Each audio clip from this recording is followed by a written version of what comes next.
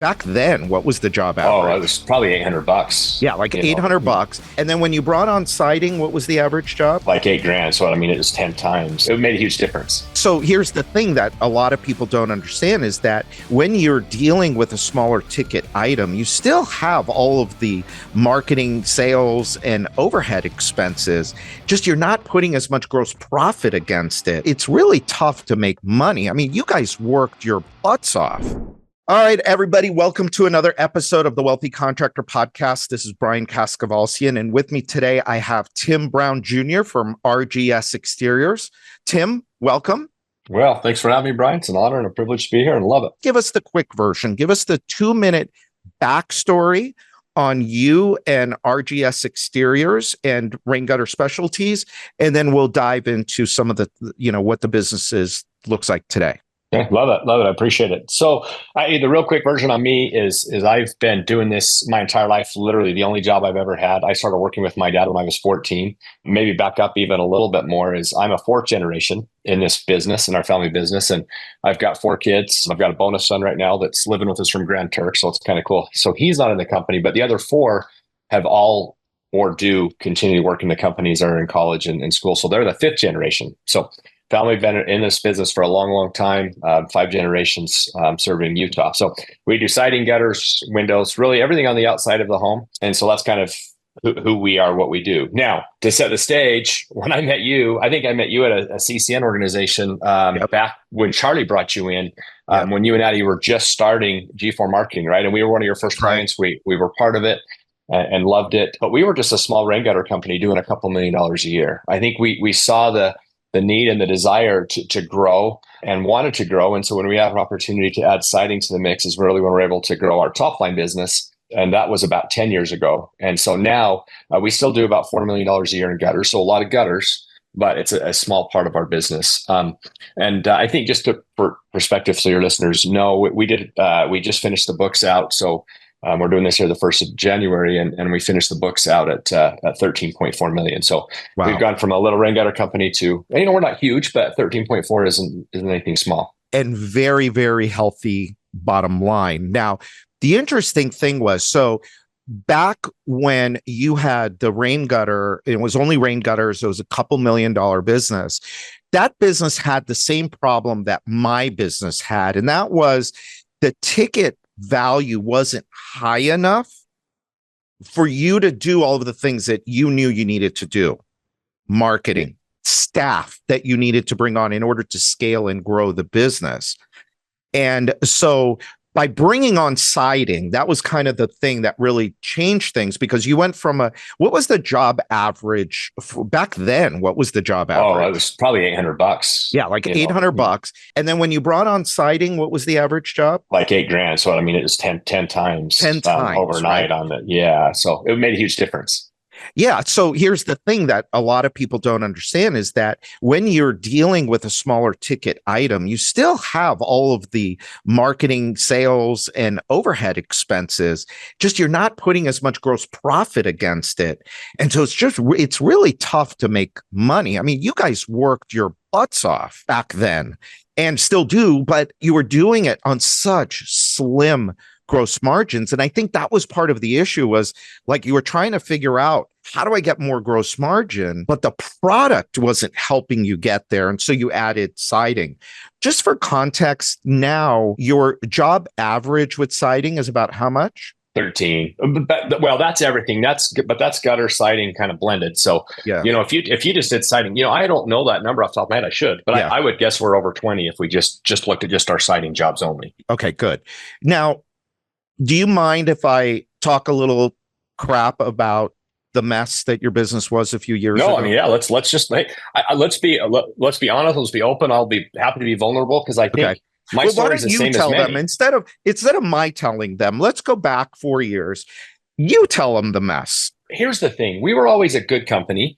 We were always profitable, but there's a definition of profitability, right? And maybe that's what we'll talk about. I think that my dad and I always made a good living, and we paid ourselves okay, but we were never profitable. I was the guy that sat in the conferences and listened to all the guys talk about the top line, and that's all I cared about. If I could do 8 million, if we could do 10 million, all I cared about is that top line number. And I thought, if we could do that, then all of our problems go away. Well, frankly, with the help of the mastermind, maybe we can talk about in a minute about how important conferences and masterminds are, because I think that is a huge, huge part of our growth.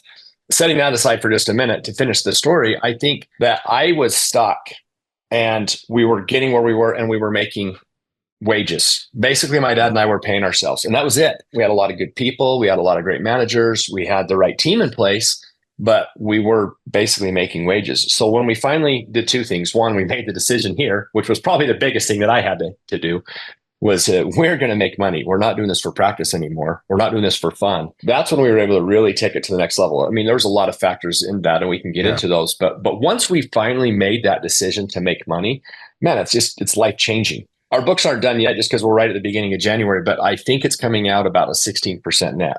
So to put that in perspective is when we were talking 3 years ago, we were probably 8 million range with probably about an 8% net. So we've literally doubled our bottom line, which is what matters. The top line comes naturally.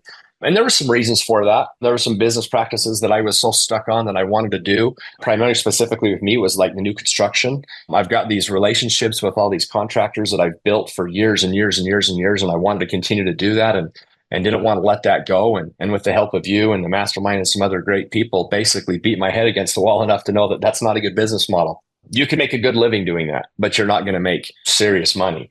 And the other thing that's so cool is like we have our company meeting next week, and I've got an envelope stacked with profit sharing checks that I am stoked to hand out that we've never done because we made wages. We made not only money for my dad and I as owners, but our executive team made a handsome bonus. And then every single employee was able to make money also.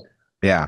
So let's go back to the new construction thing a little bit, because this was something you and I went back and forth on for a good 2 years.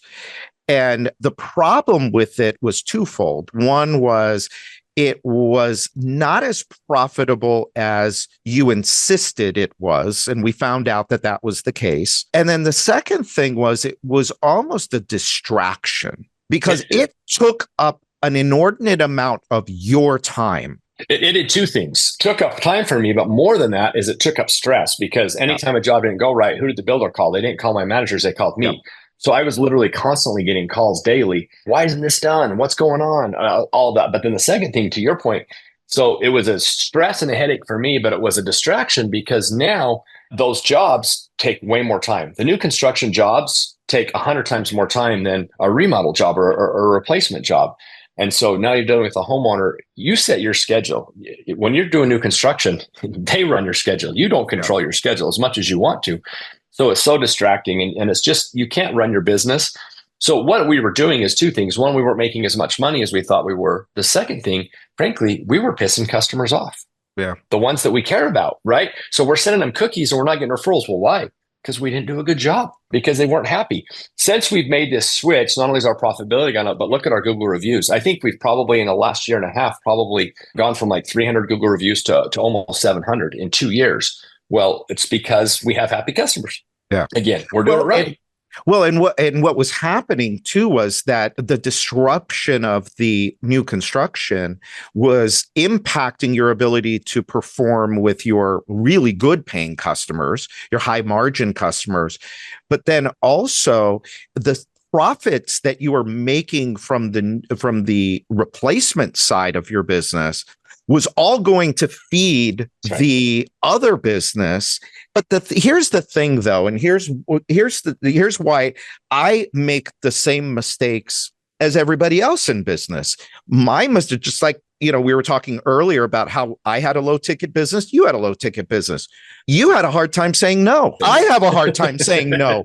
These people are putting millions of dollars of contracts in front of you. How the hell do you say no to these big contracts? And so the animal in us that wants to go out and conquer and kill wants the contract. Our ego wants it and demands it. But then, when we're stopped and forced to look at how is this impacting the rest of the business? What is it positively impacting or negatively impacting it? It took a while for us to, I hate to use the word convince you, because you had to get there yourself. But you had me and a bunch of other people telling you, dude, you got to get rid of this you got to get rid of it.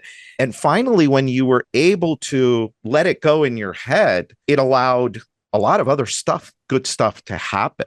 100%. And I think the biggest thing too is not only was it messing with me, but just going back to my employees, we were burning them out. I mean, I have my executive team are rock stars. I mean, they are the best of the best, and we're burning them out because they're burning at both ends of the candle trying to mop up this new construction and stuff. So that was really good to kind of focus on that. But then the other thing that we were able to do, and this goes back to profitability and average job size, was now we can hire a rock star sales team. Yeah. We have a good sales process, which that's critical to have. We've always had that. Even when we had gutters, we had a great sales process, but the ticket was so small. So you're only attracting so many level of salespeople because you're selling so much. I mean, no matter how good of a salesman you are, if you're only selling so much gutters, they're limited. Well, now you add the siding into it. Now you can get those $2-3 million sales guys and attract them. Well, then now you can make some real money, and they can make some real money. And I think that's one of the biggest things that happened to us in the last 2 years was our sales force probably went from 2 to 10. Now we have 10 guys that are there all day, every day. We have a full-time sales manager now. He's not even selling anymore. If you had asked me that 3 years ago, I would have said, no way. There's no way I'm going to have 10 sales guys. Yeah. And so that allowed us to do that and focus on the things that matter. Well, what about your time now in the business? So before all those guys were calling you dealt with all the builders, you dealt with the contracts and all of that. Now, what do you do in the business since that's gone? So two things. One, EOS has helped as well. That's the other thing that we've done in the last 2 years, which again, we got from our masterminds. But so EOS has been a big part. Now I'm just a visionary. The only day-to-day job I have in the business is marketing. So it's the only thing I do is I run the marketing department of the company. And I'm looking, if I could find someone to replace me, I would do that. It's just hard. That's what I have my degree in. That's what I went to college for. So it's a little hard. But what do I do? I think to your point is don't get me wrong, I still work every day, but I work when I want, how I want. I do what I want. I literally go into my office. The only time I go to my office and spend any amount of time is when we do our company meeting. So once a month, when the entire company's there, I run that meeting. So I'm there for that. And then if the radio comes, we have some deal where some radio stations come and do their show live from our office. So when the radio comes to our office, I'm there for that. Other than those two things, I don't go to my office. During the month of December, because we didn't do those two things in December, I literally didn't go to my office. I don't know if I went one time in the month of December. So to your point, now what do? I manage my managers and I work on the business, and I'm able to do those things and travel and do all the fun stuff, but then get the work done whenever I want to do it. Are you part of the level 10 meetings every week? Nope. I don't go to those. So I report the marketing numbers, but I don't even go to level 10. And part of that is anybody that knows me, they're kind of chuckling because they know how much I talk and how I wreck things. So if I go to the level 10 meetings, instead of being 90 minutes, they're 2 hours or 2.5 hours. So we just made a conscious decision that I stay out, let the executive team do the meetings, and then I do a VI meeting with my integrator, with Kurt, and then we do that later on. And that's just been a world difference for them. Because look, owners, we go back to what you said, we're bulldogs sometimes for no reason. Like we make messes. But that's our nature. It is. That's our right? nature. That's why we need to surround ourselves with the Kurts of the world, the Justins of the world, the Yannis of the world. I'm talking about the people around me and Tim. And we need to surround ourselves with people that are all about execution. They could stay focused. They clean up messes. They don't like when you come in and make a mess.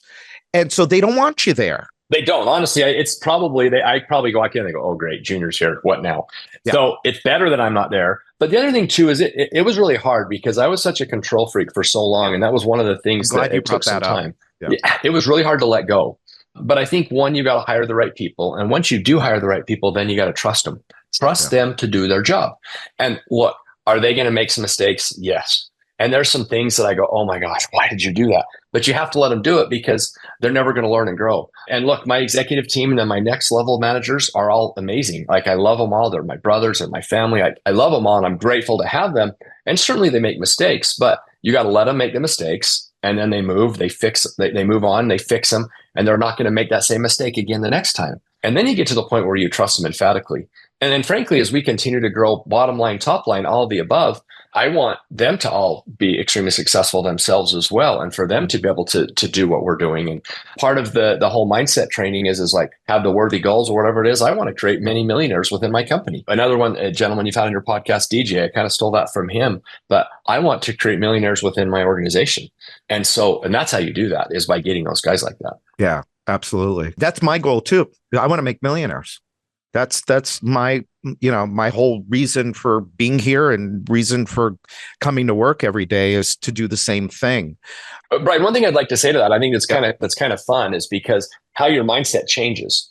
Because when we first met 12 years ago, I was probably let's call it a $3 million company. I never even imagined owning a 10 plus $1 million company, let alone a 20 or 30. So my goal was to make probably 100 grand a year. Like literally back then, that was probably 6 digits, right? Yeah. Well, then now it's like, I want to be a millionaire. Well, then well, now what? Well, now you want to make other people a millionaire. And how awesome and how impactful is that to go from, I want to make 100 grand till I want to do this. And that's awesome. Well, and it's also interesting too, because it's not only about the money as the owner, it's also about time. And so when you are like I am, or I used to be, and how a lot of people listening to this probably are so wrapped up in the day-to-day of the business, working on things that have zero leverage. You're not developing people like you should. You're not developing processes. You're really not focused on the bottom line because you're just trying to feed yourself, your family, and your people. But when you break out of that and you move up and you realize, hey, wait a minute, I'm here to create a business that works not only for me, but for my team as well. I hate to use the word magically, but now all of a sudden, magically, you find yourself in control of your time. Oh, so 100%. So instead of the business controlling and dictating your time, now you control your time. So you want to work from home? You work from home. You want to work from 1 o'clock to 3 o'clock in the afternoon, and the rest of the time go and do whatever the hell you want to do. You go and do that. You want to take a week off for the hell of it? Go. You want to come to Accelerate in Orlando for 4 days, or bring your family with you for 4 or 5 days, and then come back a month later and go to Success Society meeting in March? You can do that. And it's such a better way to live. It is, Brian. Look, this is kind of a saying that I'm going to steal from someone that you know, and another mentor of mine, Sean Foyer. But I got to do what I want, when I want, with who I want. Right. And when you get to that point, man, that's so impactful. Really and I think, and what you said, so when I get to go on, my wife and I go on a couple of cruises a year. We'll just say I like to go to Africa and go on safaris every year. And so I go to 2 weeks to Africa every year. Like, whatever you want to do, you do. Now, the other thing we haven't even talked about is that I coach high school football and high school wrestling. I have the time to do that. And I've done it for 10 years. It's a passion of mine. I love being a high school football coach, and I have my oldest son is playing in college right now. I have the opportunity to go to his games. I will fly all over the country this fall, and I won't miss one of his games. So it's so awesome to be able to do those things. But you still work, but you work at a different level. Like, one thing that I've taken from you, Brian, to your credit, I don't know if it was Accelerate or one of the other times, but I try to block out an hour every day of just thinking. And one of the things that for me that's worked out really well is I go to the gym, and my gym happens to have a sauna and a steam and a hot tub. And so when I get done working out, that's what I do. Is I go in, I have a podcast on, or I just have my phone just for notes, not to do anything else, but to take notes and make notes. And I sit in the sauna, I sit in the hot tub, sit in the steam, whatever it is, and you're just thinking. Our job is now to think and to grow and to get better. But you talked earlier about the decision, and we've talked about a lot this, and DJ talks about it too, about an event that we were all at, and I said that from the stage. He called me out. Well, you called me out. I didn't name you. I didn't name you. Yeah, but that was the comment I made, is that this person, which now we know it was you. So if you go back and listen to any of these Accelerate recording, I think it was like 2019, Accelerate 2019, something like that. DJ is in the audience, and he hears me say that, and he goes, damn it. And he was a guy that had a $20 million business at that. Right. And he realized that, damn it, he's also talking to me. I haven't made the decision yet to be profitable. So what does it mean? What does it mean to you to make the decision now to be profitable? What did that look like? So I think for me, it was no more excuses. Today, we were on a call earlier with one of our masterminds, and there was a gentleman talking, and I was sitting there thinking, I'm like, oh my gosh, this was me 5 years ago. Yeah. He was explaining something that was really awesome for him, and it's going to be really good, but he kept having all these justifications. Well, but in fact, that was one thing he used to say to me. Well, I used to be the but guy all the time.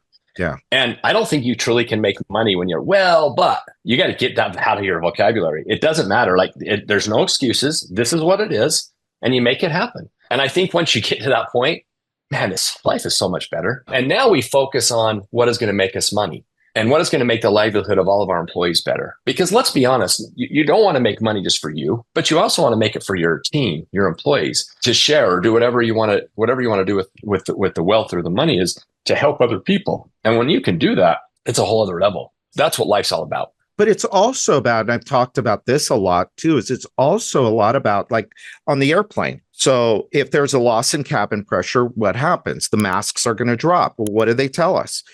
Put the mask on yourself first, and then only then can you help somebody else. So because and I never did that. No, and I mean, it took me a while to learn that too. One thing I think that, and I wanted to kind of bring this up today because I think it's so part of my journey is you hear all these things all the time and you know that, but how do you make it and do it and how do you execute it? Let me back up a little part of my story too. I've been a member of CCN or Certified Contractors Network since 2005. So for a long, long, long time, DCN has absolutely been a huge part of my business. And I would not be where I am without Richard Kaler and Scott Siegel and running and Gail. Can't forget about Gail in there. But like what they've done to keep the organization going and doing what they're doing. And then, now with Martindale helping with Scott, those things have been invaluable for me. However, it only gets you so far. Now, going back to, I go to conferences, I do these things, I've got good systems, I'm learning it. Well, then I go to your mastermind. Well, now I'm sitting in a mastermind, a guy that knows what I need to do, but doesn't do it. Now I have a group of peers sitting in a circle and calling me out. I mean, look, there was days where I wasn't in tears, but I mean, it was close. Like I got called out on the table to the point where after my hot seat was over, I'd have guys come over to me and I'm so sorry, man, we were a little harsh. I'm so sorry. But look, one, I needed to have that happen. I needed you and the guys in the group to call me out. But what this mastermind did that I wasn't doing is it got me to think differently. And I had peers calling me out, holding me accountable. So not only in the hot seat, and I know I got to fix this because in 3 months when we meet again, if I don't have my crap fixed, they're gonna get frustrated.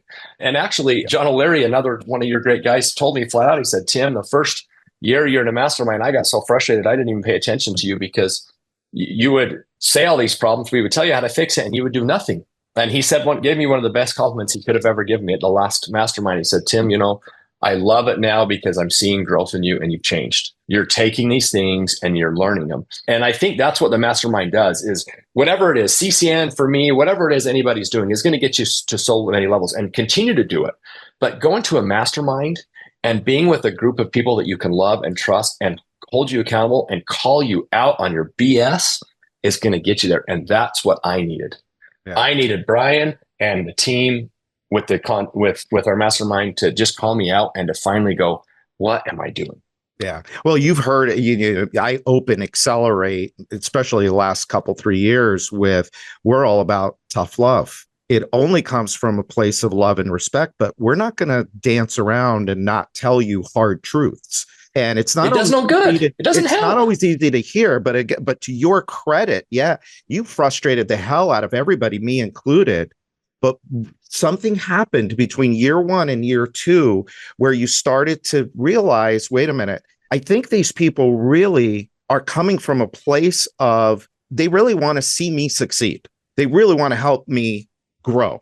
And when you have that, it is a beautiful thing to be surrounded by people that aren't afraid to call you out, because they're going to be there. They're not just going to come in and punch you in the nose and say, go take care of yourself. No, they might punch you in the nose, but they're going to give you a hug and say, hey, you needed that, man, but I'm here for you, whatever you need. And it's, and you took it. I mean, you took it like nobody else. But you said something early. You used the word learning, the things we're learning. And you're a learner. You learned and learned and learned and learned and learned and learned and kept learning and kept learning. But then what you decided to do was do. Yes, and I was a learner, not a doer. That's good. Exactly. It becomes all about execution. Charlie and I talk about this all the time. It's about implementation. It's about execution. Me and John Anglis talk about this too. It's like, here is what to do. What are you going to do with it? Are you going to ignore it? or are you going to actually go do something with it? Are you going to actually implement it? And the implementers will win every time, every time. 100%. And I lacked that. I think two things that I lacked. One, I wasn't implementing, A, and B, I don't ever feel like I was a prideful or an arrogant individual. But I think once you start really humbling yourself and go, look, I'm not the smartest guy in this room. And you realize that he knows something and she knows something and they know something. Listen and learn and take their advice. Wow, it's powerful. Yeah. Right. And the other thing that I think that is really important to do is, so we've talked about the masterminds, but the other part of my big growth is I'm a big conference guy. I will go to everything and everything I can. You name it, I've been there. And I love it. To me, part of it's that I'm grateful that my business allows me to do that, because that's truly my favorite part of the business. I'm a people person. I like to network. I like to talk. Like to go to the bar and have a Pepsi when you guys are drinking and just hang out. I mean, I love that part of it. But going to conferences, Accelerate specifically, it's the next one coming up. You've got to go and you've got to be there, and you go and you go and you go. And then some people say, well, man, I look at the speaker list and it's the same speaker list as the last year or maybe the year before. Well, two things I'm going to say. Well, so what? Second thing is your mindset is different today than it was last year. Let's say you or Megan or whoever, or John Anglis or Scott Berman, whoever it is that's going to speak, could literally give, or Charlie Gandale, could give the exact same presentation today as they did last year. Same slide, same presentation, and you are going to get something completely different out of it because your mindset is different. You're going to hear different things, and it's so important. It's just like scriptures are important to me. Why do you read the Bible, or in my case, the Book of Mormon? Like, why do you read those two things over and over again? It's the same words. You've read them 10,000 times. Why? Because your mind's different, and you're going to get something different today than you did last time. Right. If you continue to go to Accelerate and these other meetings, other conferences, and do it and go and go and go, then you're going to learn. Then you go back, and then once you can start to implement it, and once you become it, that's when things change. And I think that's why for us, that's what's happened. That's been the transformation. Is really, it's starting way back in 2005, joining CCN, to going and getting in masterminds and going to conferences. And then now I really work on my mind with Sean and others like that. I think when you can kind of go on those journeys, man, it's so powerful. Yeah. And then life is fun. Again, it's not stressful. I mean, look, we all have stresses, but I don't lay at night and stress about how I'm going to pay this bill anymore. It's different things, and it's fun. Yeah.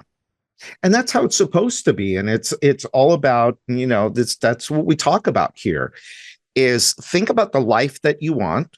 Think about what it's going to cost you. And then how do we build a business that's going to deliver to you the money that you need and the time that you need and the freedom that you need in order for you to live that life? And, a lot of times people will hear that and say, well, that sounds very far-fetched.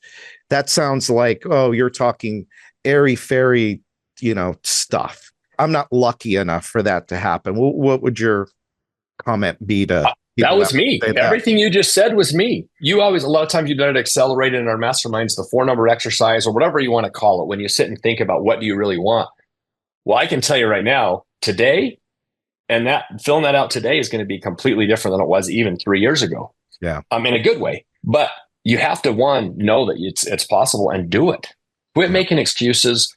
Quit letting other things get in your way and make it happen. Because once you do that, it just changes everything. And now what I think about and what I worry about a business is ways to make it bigger, faster, better, as opposed to payroll, sales, production, whatever it is that we get stuck in that minutia of the business. That's not even something you think or worry about anymore. I don't know if that answers that question or not, but that's kind of how I look at it.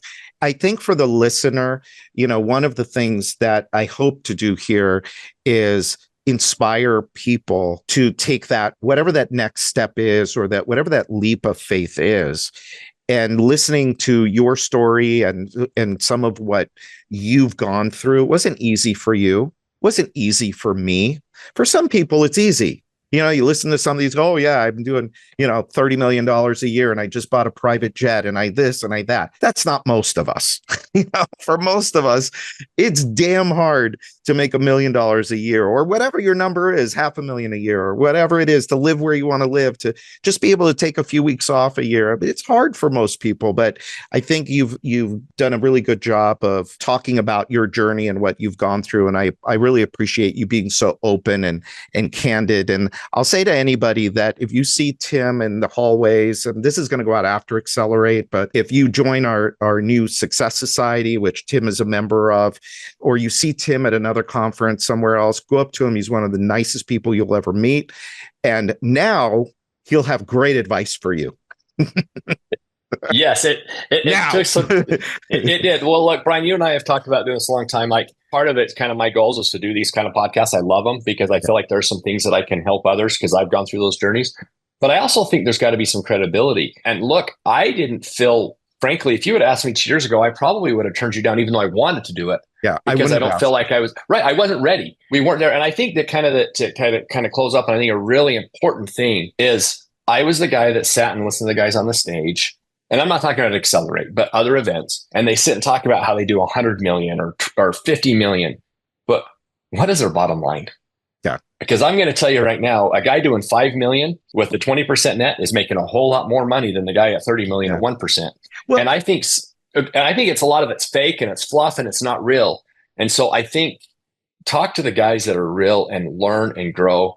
And that's where the growth comes. Anyway, sorry, go ahead. Well, and also with that is like, you don't need to grow a $50 million business. And how does that relate to me? I'm doing 3 million a year. I'm doing 7 million a year, whatever, 13 million a year. How does that relate back to me? How is you boasting about you building this big ass business going to help me? But anyway, point taken.